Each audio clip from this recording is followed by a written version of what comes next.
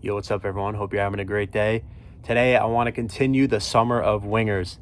Yes, I'm here to talk about more wingers that I think should and will be on a new teams by the start of the new season. Those two wingers being Mohamed Salah and Rafael Leao. So the first person I'm going to talk about is Mo Salah here. As we all know, he just left Liverpool. He is 34, 35 years old. And he's not coming off the greatest season or the greatest Mohamed Salah season as we known him to do in the past. I think he's had around like 20 to 23 goals and assists in all comps last season. And, for a Salah season, it's standard, but he was in a pretty bang average Liverpool team who didn't do much, weren't really creating any chances. He had stuff going on with the manager and, it was a whole spiel. And goes to the World Cup, and I think for his standards, he had a really good World Cup. The Egypt side kind of play him in a unique role. He's more of like playing in the middle as like a striker to like an attacking midfielder. But on their counterattacks, he was great. I know he ended up getting a goal, probably a 2-3 assist in there. But for an Egypt side that, isn't the best and Salah really has to put on, I thought he did a good job. I'm just shocked that really no team is going after him right now. You're going to get him on a free, as we all know. And it's just surprising because maybe it's his age that teams aren't really looking at. Maybe it could be on the Salah side. But Salah is 34, 35 years old. And he's coming off, statistically, his worst season in a really long time. But I still think he has it. And I kind of look around the landscape of what he wants to do. It sounds like he still wants to play at a top level, play Champions League football, and just prove that he still has it. But you look at the teams that offered him. You have the teams in the Saudi League, which I don't think he's going to go there.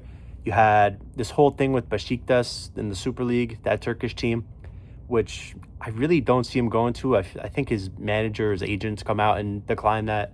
And then I saw like one or two rumors about the MLS, but that seems like a last-ditch effort. For me, Salah, it's just it's unique because you look at the right wingers in the world, well, a team where he could fit, I should say. He's the whole England route's closed. I don't think he's going to stay in England just because I don't think he wants to really put disrespect to Liverpool. I look at teams like Bayern, Barca, Madrid, PSG, just other top teams around the world.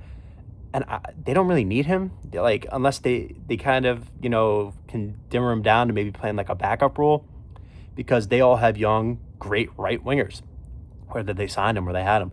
So Salah does have an interesting route because his contract is not going to be too lengthy because you're only going to give him like 2-3 years because that's what most teams probably think he has left, even if some teams think he has left.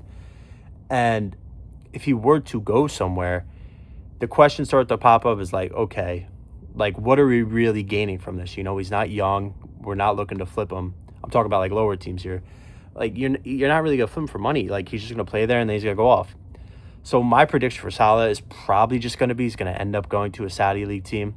I think he's just going to go for the money just because I just don't see a route where he's going to be playing top league football, Champions League football for any of these teams. I really don't know what team's going to offer him. I could definitely see him going to Turkey. But at the end of the day, I just think it's time for him to call it. As much as I don't want him to, as much as I still like to see him perform at the top level, I just really can't see a world where he's going to be playing at this level again. And he's had a great career. I think he should go get the money, go play in the Saudi League for a couple of years. And it's no shame. There's no shame to it at all. It's the end of the road. The road's coming up and, it happens to everyone. So the other guy, Leao, I think this is super, super interesting. This is something that's been on my mind like all day. Can't believe it. He wants to leave AC Milan, respectively. I think he should have left years ago. Apparently the rumored fee, all it's going to take is going to be around 50 million. And that's insane because I think a lot of teams should be all over this. Teams in England, teams in Spain, PSG even.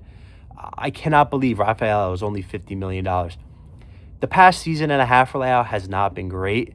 I think he's been dealing with injuries. He's playing in a system, Allegri, where as soon as they score one, they're sitting back for the remainder of the game. I just think Italian football is just too slow for him. He's more of a fast-paced guy. It's so defensively that Leao just hasn't been having the best time there. The past couple seasons, we know what Rafael Leao could do. He's 27 years old, and he's only going to cost you $50 million. And the only teams I've seen go after him is like Galatasaray, Fenerbahce. Like, I'm like, are these teams serious? He would never go there.